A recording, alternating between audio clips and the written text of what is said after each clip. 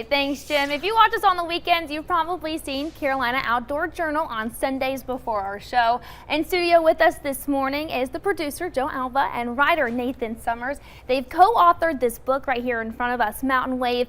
It's a true story about an adventure in Alaska that took a turn for the worst. Good morning to the both of you. Glad to have Jason. you. Thanks for being here. So, Joe, you were the one that went through this experience. Can you tell us a little bit about it and a little bit about the book?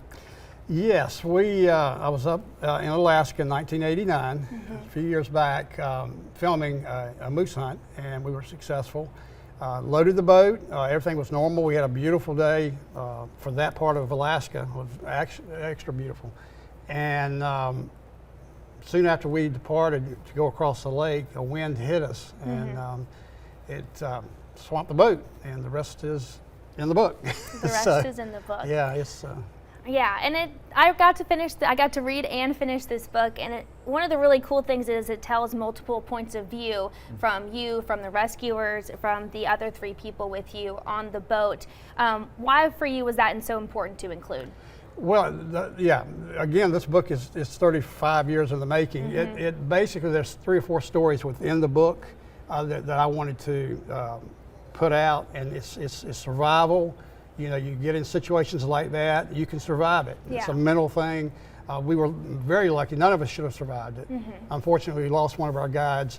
And it's just, you know, if you like the outdoors, you don't have to be a fisherman or hunter. If you just like the outdoors, you need to read the book, because it really does have some things that'll last. What really stuck out to me was the imagery, the way you guys constructed the words. In some ways, I felt like it played out like a movie. And Nathan, you were also co-writer on this. How was it? You were not in Alaska with Joe in 1989. So how was it for you to learn and then try to put this book together with him? Overwhelming at first, honestly. Yeah. Like, he sat me down one day. We knew each other really well. We'd worked on some stuff together.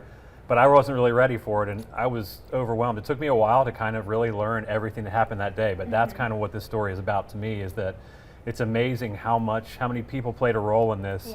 Yeah. These guys were, you know, not to give the story away, but they were stranded for a long time on the upside down boat, trying to stay on this boat. The wind kept knocking them off. There's waves crashing onto them. And it's a lake that sits on top of a glacier. So that's, you know, an indication of how cold that water is year round. So hypothermia was a big part of the story, of course, trying to avoid that. Joe, obviously, well, not obviously, but if you read this book, you'll know he battled it big time. Huge. And so I think that's a big part of the story, but the volunteerism, so many people played a role in rescuing these guys that day that didn't know each other. There were no cell phones, no GPS. When they were out there on that lake for the first, 30, 45 minutes, nobody knew what was going on. Yeah. Nobody, I mean, the guys back at the lodge that they left from, they knew they were out there, but they had no way of knowing there was an emergency situation going on. No, you guys go into that. Mountain Wave is actually what you guys experienced, so it is the title of the book. I do want to ask this. This was '89. Right. What about the book being published in 2023 resonates with you? Well, again, I think if you read the book, if you read the story, you know, the beginning of the book talks a little bit about me and why I was up there, and then goes into the incident and then the afterwards. But you know, I use the analogy falling off a horse. Somebody that's been a horse rider for all their lives, and they fall and break their hip and don't get back on. And basically, I could have, after that incident, I could have just quit being out, you know, in the outdoors filming like I was doing. Yeah. But I continued. Carolina Outdoor Journal came out of it, and so it's don't ever give up after a situation like that. And you can get autographed copies of this book at Barnes & Noble very quickly. Tell us where else you can get it. Yeah, Barnes & Noble in Greenville has the book. Greenville Marine over in Washington, Pirate Waters Fly Shop, and Pamlico Books. But any bookstore anywhere now can order the book. Okay. Because they order their books through the same printer we have. Perfect. Yeah. So go to your bookstore, ask for it.